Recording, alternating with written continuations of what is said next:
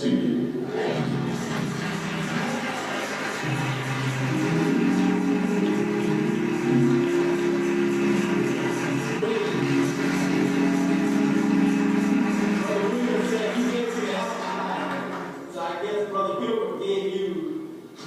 The main course, and now it's time for dessert. Tell your neighbor it's time for some dessert. Mission to sin. People of God, when we turn our focus to Jesus, after seeing how he helped various people recover from traumatic experiences, how he healed illnesses that could not be cured by a surgical team, how he opened eyes that have never seen before, and how he liberated all who came in contact with him. We cannot help but to conclude that he too was on a mission to sin. In the book of John chapter 4, we find Jesus on his way back to Galilee, passing through Samaria. Tell somebody, passing through Samaria.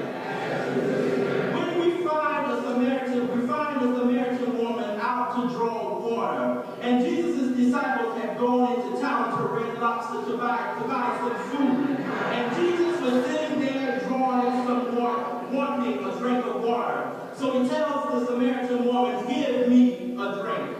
And the Bible tells us that the woman told Jesus who he was, and she told him who she was, and that Jews and Samaritans did not associate with each other.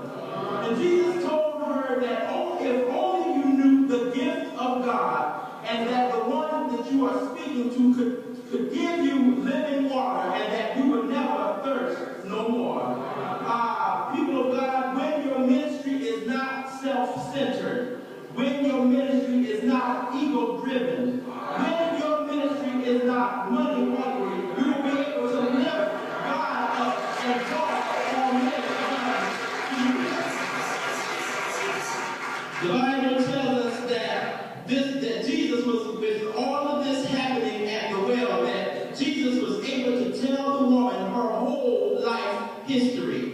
The Bible says that she went and told some men, Pastor Karl, "Come see a man who told me my life history." Men and women of the South Carolina Annual Conference, when your objective is to seek out and save the lost of all people, no matter their background, no matter their economic status, or no matter how well they can sing in your choir, you'll be able to bring someone into the fellowship of Christ.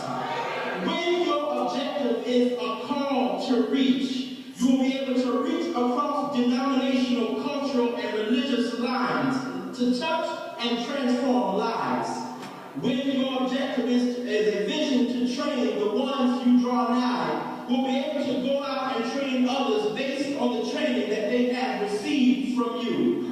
And lastly but not least, when your objective is a mission to sin, when others come into your prayer group, into your prayer circles, into your church ministries, they will be able to go home with the testimony of the songwriter who said, I wasn't going to tell nobody, but I couldn't keep it to myself. It's time to have church now. The Bible says that he gave some apostles, and the apostles were early followers of Jesus Christ. It is a title borne by persons sent on foreign missions. Your church, the AME Church, is a mission church. You have a bishop who is an apostle, and his name is Williams. The Bible says that he gave some prophets, and that's persons who speak through God or by divine inspiration. Your church had some prophets. Then he gave some evangelists. And in today's society, that is known as a Protestant minister, a lay person who serves as an itinerant or special revivalist, a preacher of the gospel. When we look at Matthew, Mark, Luke, and John, we find out that they were all evangelists. And it's a person who first brought the gospel to the city. And then he gave us some pastors. And these are ministers or priests, if you please, who are in charge of a church. And they are persons who have spiritual care over a number of persons. And then he gave us some teachers. And these are persons who teach and instruct the word